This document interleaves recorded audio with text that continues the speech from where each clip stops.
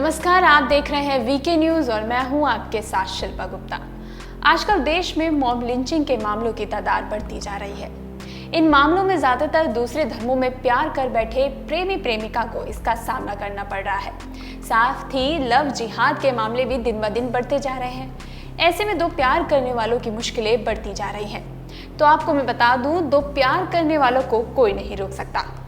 जी हाँ, ऐसा खुद कानून कहता है। देश की आज़ादी के बाद 1994 में तत्कालीन प्रधानमंत्री पंडित जवाहरलाल नेहरू ने एक ऐसा कानून बनाया जिसको स्पेशल मैरिज एक्ट 1994 के नाम से जाना जाता है।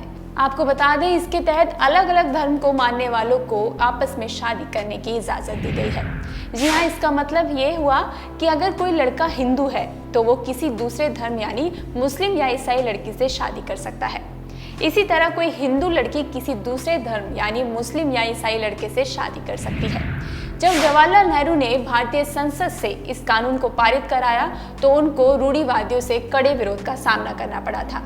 स्पेशल मैरिज एक्ट के तहत होने वाली शादी पर भी महिला और पुरुष को उतना ही अधिकार मिलता है जितना दूसरे मैरिज एक्ट पर मिलता है।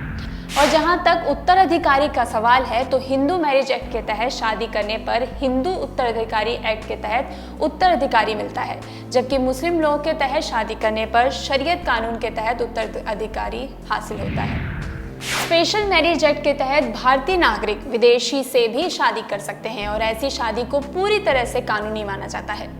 स्पेशल मैरिज एक्ट के तहत शादी करने के लिए किसी पंडित, पादरी, मौलवी या ग्रंथी की जरूरत नहीं होती।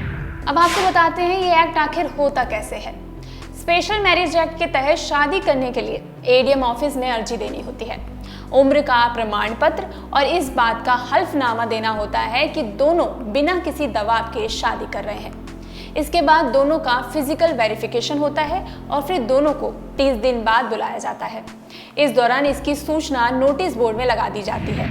इस बीच किसी को कोई आपत्ति होती है तो वो आकर बता सकता है। वहीं 1 महीने बाद शादी करने वाले दोनों लड़की और लड़के को एडीएम के सामने पेश होना होता है।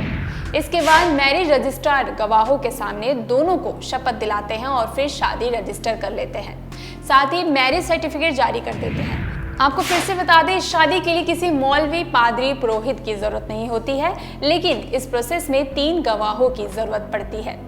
शादी के लिए आवश्यक शर्तें भी आपको बताते चलते हैं।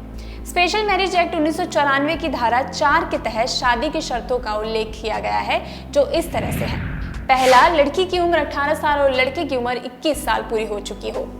दोनों की मेंटल कंडीशन अच्छी हो ताकि वो कानूनी तौर पर अपनी शादी की सहमति दे सके।